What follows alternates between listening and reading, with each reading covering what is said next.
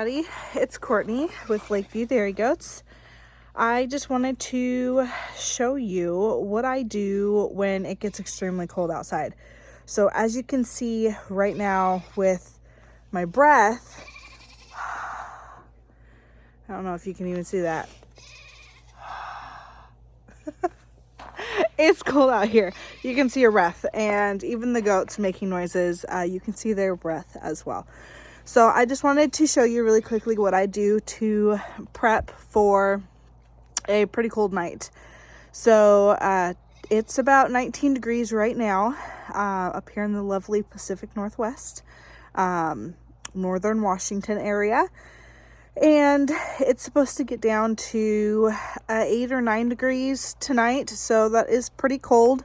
And my girls are prepped with their fuzzies, and I do a little bit of preparation myself to make sure that they are comfortable throughout the night and through the early morning, which is pretty cold as well. So I'm going to flip you around here and show you what I do inside the maternity ward before the little bit of light that I have left goes away. So let's get to it. Okay, so again, this is my maternity ward. Coming into here, this is what I have done so far to help with the warmth. It is quite warm in here compared to outside, so all I did was I added a little bit of straw over the top of the shavings. Not much. Miss Feline is sitting underneath the heat lamp, so I did go ahead and turn those on and lower them a little bit. They are the Premier 1 heat lamps. So by using them correctly, hopefully, cross your fingers, they are a whole lot more safer than any other regular heat lamp. And then again, with this pen, I did the same thing, just threw down a little bit of straw, turned on the heat lamp, and over here where they eat, this over here is pretty good with some hay that they took down, like the stems and stuff from the alfalfa. And it's got a layer of shavings up underneath it, so that's good over there. Over here was a little bit thinner, so all I did was add some straw down in this area because this is where they like to sleep. I gave them a full bunk of alfalfa hay. That's what I feed. I'll have to do a feeding video on a different day, but I feed alfalfa mainly because I can't afford to switch back and forth between alfalfa and grass. So all my girls get alfalfa. Actually, everybody gets alfalfa. And nobody has any issues. And we never have any overweight or anything like that either. But to keep them warm, I filled it. So there's plenty of hay. They're not going to run out. And then over here, it is frozen right now because I didn't have this heat lamp on. So what I did is they do have a little hole that they can get to water. So it's not like they won't have water. But once that melts, they'll be good. I don't have a way to put a heated bucket in here, mainly because out that door goes to the house, and that's where the dogs are at. And my puppy, he's only a year old, chews on extension cords or anything, so I can't run it out that direction, and it wouldn't reach to up there where my supply is anyways. So this is like your regular style heat lamp. I only have this on to where it will heat up the water. They do not bug it at all. These girls are pretty good. They don't get bored. They don't chew on cords. It is high enough. They're just going to come over here, drink, and walk away. So I've done this a few times with this one, and I won't have any problems. And on top of that, it is secured with a whole bunch of these things. So even if it did fall, nothing's going to happen. It's not going to go very far.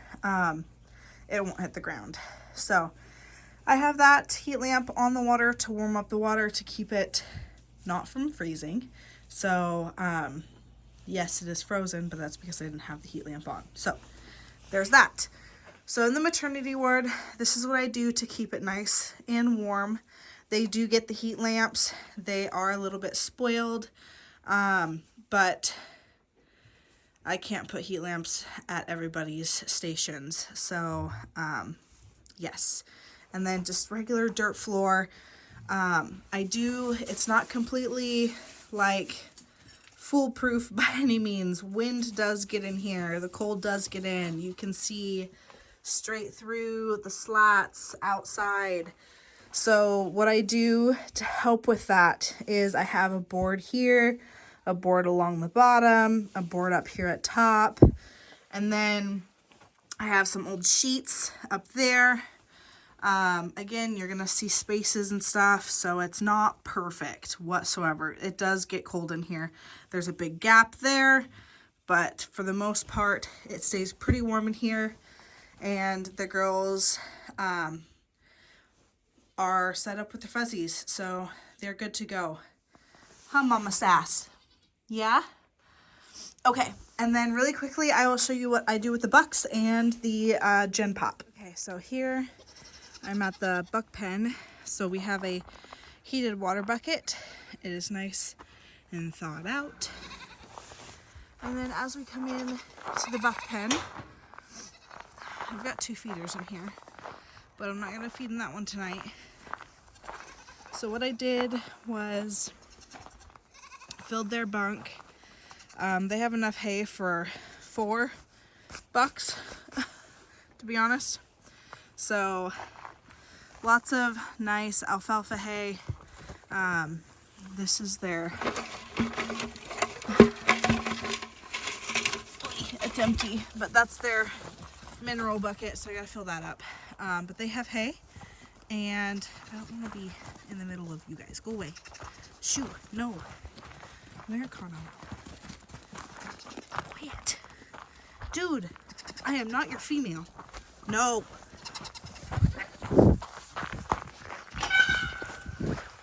Ugh. Goodness. No. Sorry. I didn't want to be in the middle of them too. So, oh goodness. Okay, let's see if I can come back in here really quickly.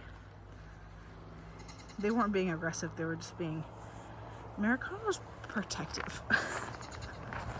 Okay, anyways, they have lots of food. So Boutonniere and Americano will be good for the night. Sonny is not here, so Sonny is doing his job with some other ladies. Anyways, this is their house. It definitely needs to be cleaned out. It's really gross. It stinks to high heaven in here. But I have put like 4 or 5 flakes of straw down. So, and I kind of bedded it up and piled it up thicker in the back because they tend to sleep back there, and then they tend to sleep here too. And they'll move it around too. They'll put it wherever they want it. So I got them bedded up, so they'll be good for tonight. They've got lots of hay, so they're not gonna run out. And they even have hay still left over here that usually I wait to feed them until that's gone. Not on the ground, but in the feeder. But tonight is a different story because it's cold. So, and their water bucket is filled. So that is the bucks. They are good for the night. And now we'll come over here. I have my hay, so I'm gonna put my hay and fill up their bunk. And then I will show you what I do for my general population. Okay, and then for the general population, this is what I do. So their hay bunk is full. So they have lots of hay, and their water bucket is here plugged in and isn't going to freeze. So that's them. And then I'll come over to the, what I call the dough house.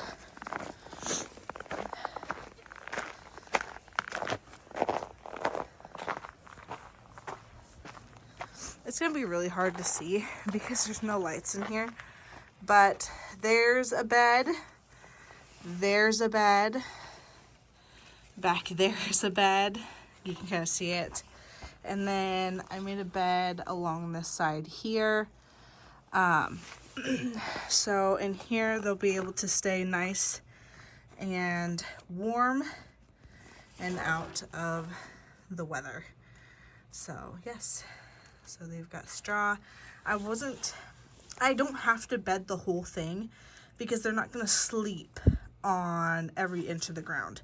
So a lot of this you'll see is just bare. It is built up quite a bit because it is old, like manure and hay and straw and shavings and whatnot. So I only bedded up the areas that they sleep in. So which is along here. And again, it's going to be hard because it's getting dark out.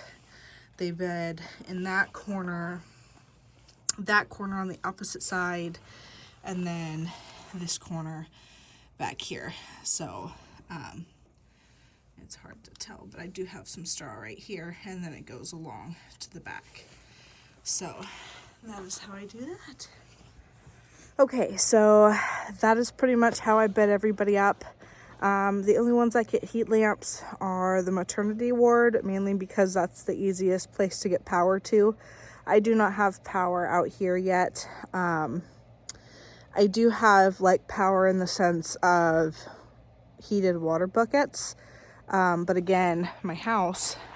So here's the dough house and the milk parlor, and then there's the house back there. So it is like 100 feet from the house out to here. That's not very far. There's people out there that have their barns that are 200, 300, 400 feet away from their homes, or even farther. But in those situations, usually they have power. Sometimes they don't, but that's what I'm working with. So I do extension cords from 2 points in the house because I can't run both heaters off of one extension cord because it tends to blow the fuse. So I have one extension cord that comes from the back of the house, and then I have another extension cord that comes from the front of the house. So that's how I do it. It's like the only way to do it. And usually I end up using like 400 feet in extension cords, and I know like that's not the best thing to do, but that's what I have, and you do what you can. At one point in time I had like 3 extension cords in one line plus a Y connector, and then 2 extension cords off of the Y connector that hooked up to water heaters. Talk about fire hazard. But this year I've been able to fix it to where it's not as much of a fire hazard. So that's what I do until I can get power out to my milk parlor. Hopefully this summer, we'll see. So yes, everybody here is good to go. And then the maternity ward is right over there. So a lot closer to the house than out here.